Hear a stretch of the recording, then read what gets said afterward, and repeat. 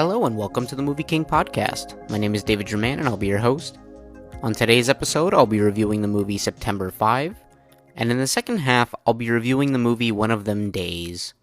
So starting off with September 5, this is a film that has some pretty heavy subject matter and either comes at a very important or insensitive time depending on your political views. I mean, with everything going on in the world, I think it's safe to say that this movie either will hit very hard for some people or will feel like it's coming at a very bad time politically, and that's just, that's going to depend on your views. But I'm not here to talk about politics. I'm not here to give my thoughts on that. So, this is a movie show. We're here to just have some fun and a good time. So I will simply give my thoughts on this movie as a movie, as I always do, while still, obviously judging it on what it does well and not.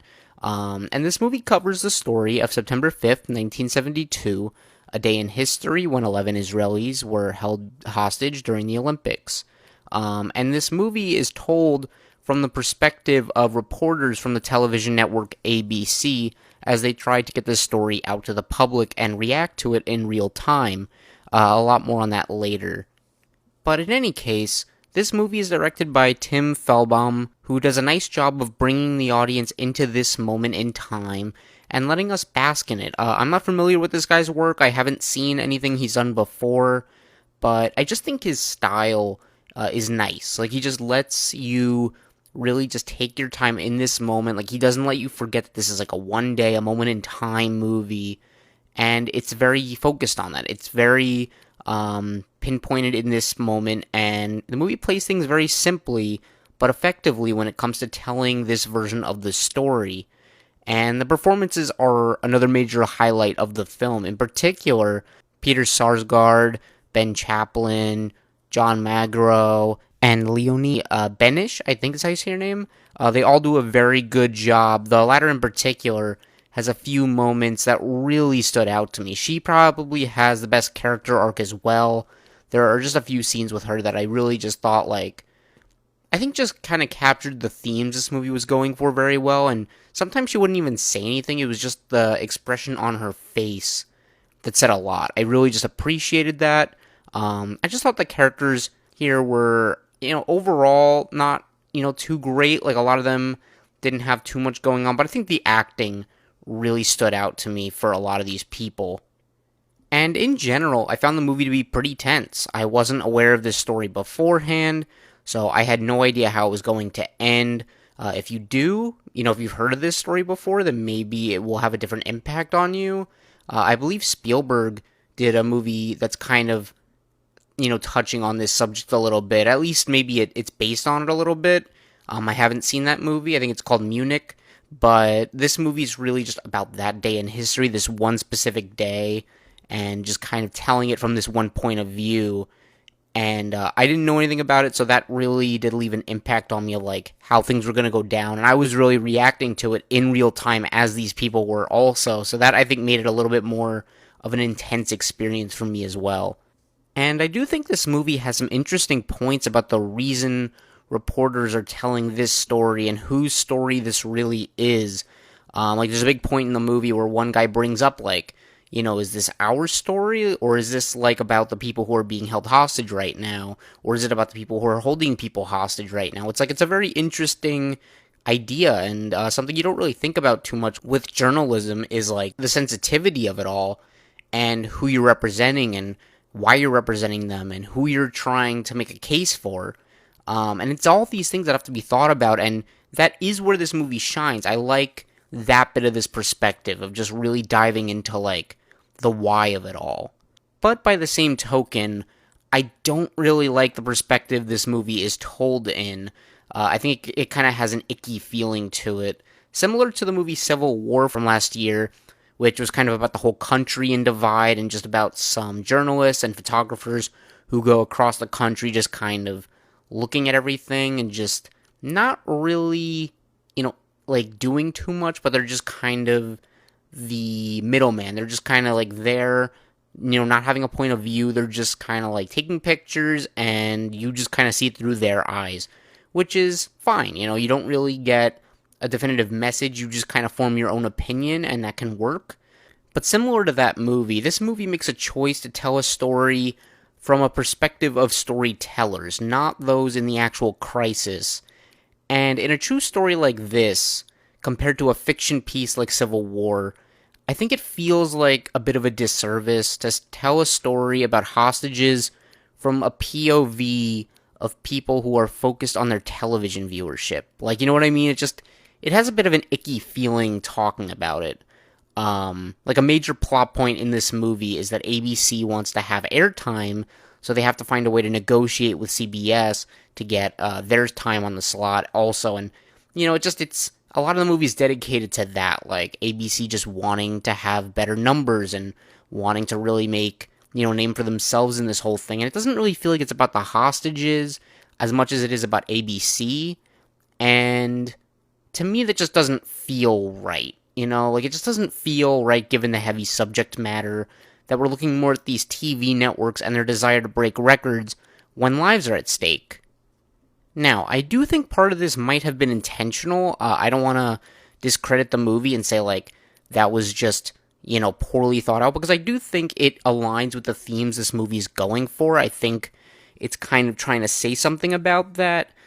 It's trying to comment on these things, but I think even outside of a thematic perspective, just as a movie, it's a less interesting and less moving and less sympathetic way to tell this story. Like, I think telling it from the perspective of the people in the situation, like the hostages, or maybe even a journalist who's kind of trying to get inside, like really, you know, be involved with the situation, I think would just be more interesting and a little more intense to watch, because we're just watching it from the sidelines from people who aren't really doing anything to help the situation. Like, they're just trying to tell us what's happening. And I just don't think it has that much humanity to it. Again, that's probably part of the point this movie's trying to go for. Just didn't land with me in the way I think it was hoping to. I think some people did really, you know, enjoy this movie, and if you did, that's awesome. I think there's definitely reason to enjoy it. I don't know. I liked it. I mean, I did enjoy watching the movie. I think that part of it really held it back for me. Like, maybe if this film chose to use the TV reporters as a side plot and have the main perspective be from the ones dealing with the hostage situation, that could have been good. I think I would have been down for that. It's just that because of the way this story's told and the fact it's only an hour and a half long, it didn't move me the way it could have. Like, it's not long enough to really give this bigger picture story than it gives. It's just a very small in the moment take. And that's kind of what you get. But with all that being said, I do think it is well made, and it does keep your interest to see how things will go. I mean, again, I certainly was interested to find out what was going to happen because I didn't know. Again, if you do know the story, maybe this movie will have a different meaning to you. But for me, it just kind of said something else. And as I said, the behind-the-scenes perspective of people does at least add an element of intensity in how these people find out what's going on and how these people react to everything. And I think seeing everything go down does add a new layer of things, but I just think it was a little bit of a weird choice to follow characters who are not really on the right side of the situation and just kind of looking out for themselves and their jobs, and kind of rewarding that behavior in a way that, to me, just didn't really feel like the right message. But as a whole, it's not the version of this movie I would have wanted. It's not really the version of the story I would tell, but granted, it is still enjoyable enough and tells an important story. I don't think it's a must-see in theaters or anything, but it's a good streaming recommendation. I think if you, find this on a Netflix or a Paramount Plus or a Peacock or whatever it may be on, give it a watch. I think you will enjoy the film. It's just not something I can really recommend running out to see.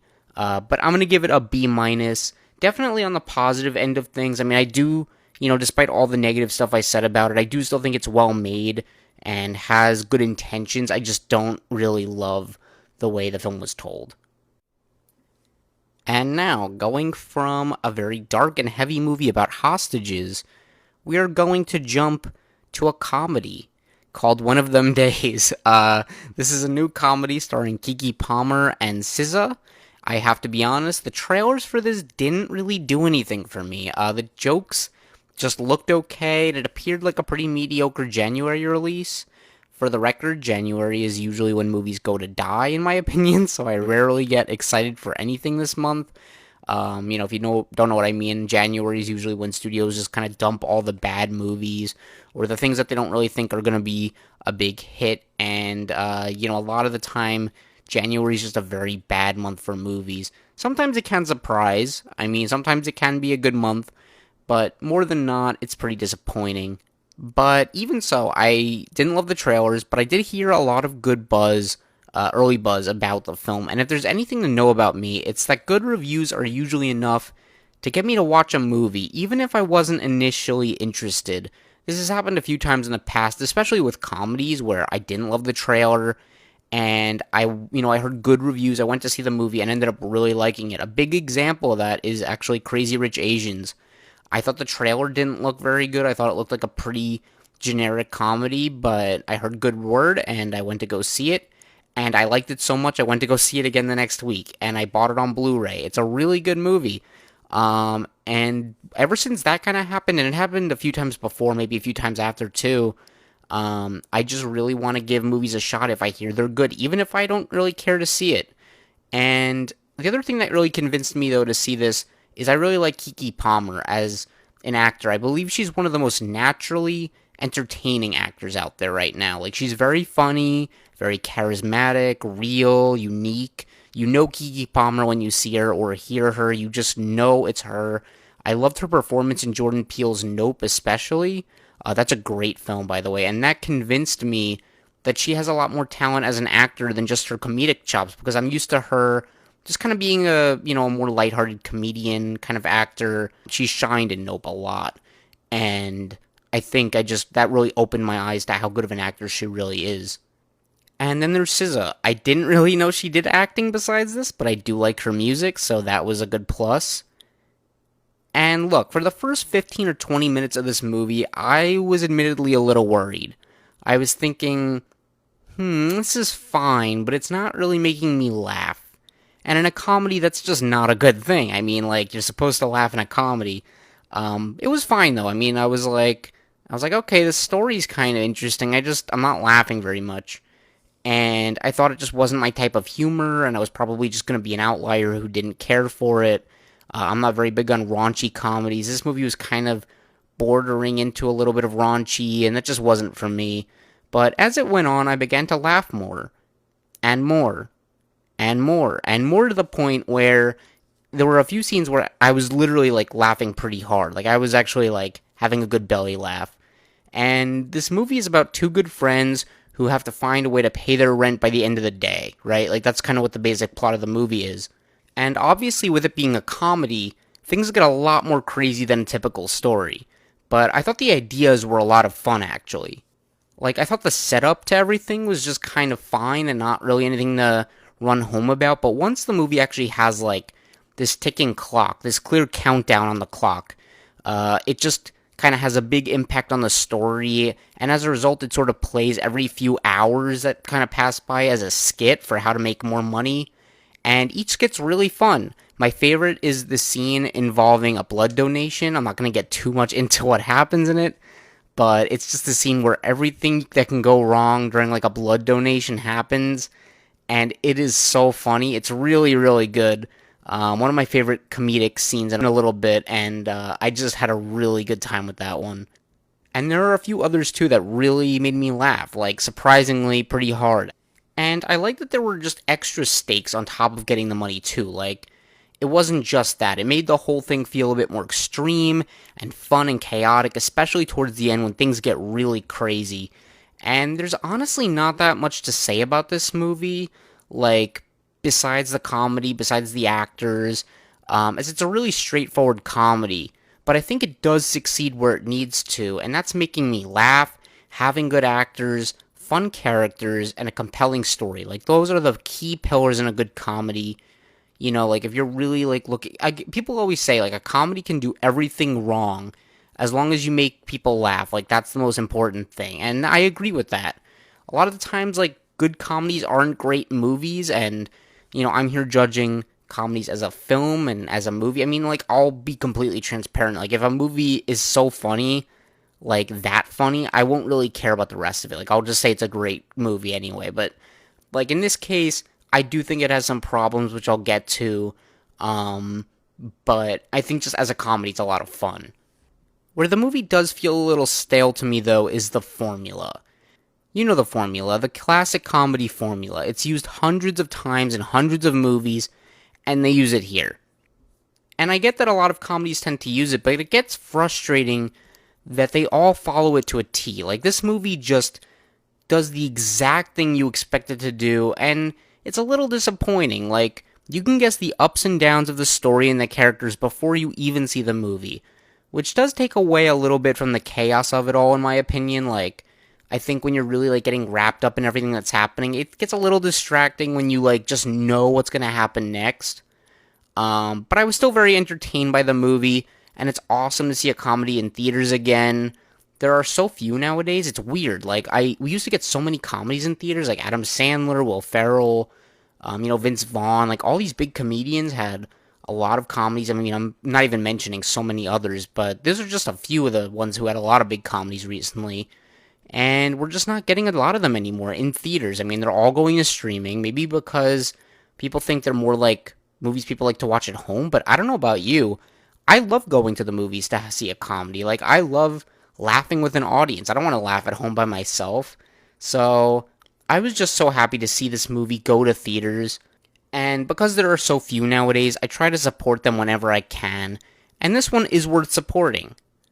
Like, my audience was clearly having a good time watching it, and I did too. It's just a really fun movie. I mean, is it perfect? No. Is it a great movie? No. But it's just a really fun comedy. And we don't get too many of those anymore. And I was just really happy to see one that actually was fun and good and surprised me too.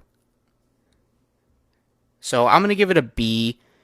I would just say it's a good time. If you're looking to be entertained, go with some friends. Eat some popcorn, drink some soda. Just enjoy it. And that about does it for this episode. If you want to follow my reviews, you can find me on Letterboxd at MovieKing1224. You can also listen to this podcast on your favorite apps such as Spotify, YouTube, Apple Podcasts, and Amazon Music. If you have any comments or feedback, I would love to hear it and improve the show. And of course, if you've enjoyed this episode, please consider liking, subscribing, and hitting the notification bell to hear more like it. I appreciate you all so much for listening, and I'll talk to you next time. Thank you. Bye-bye.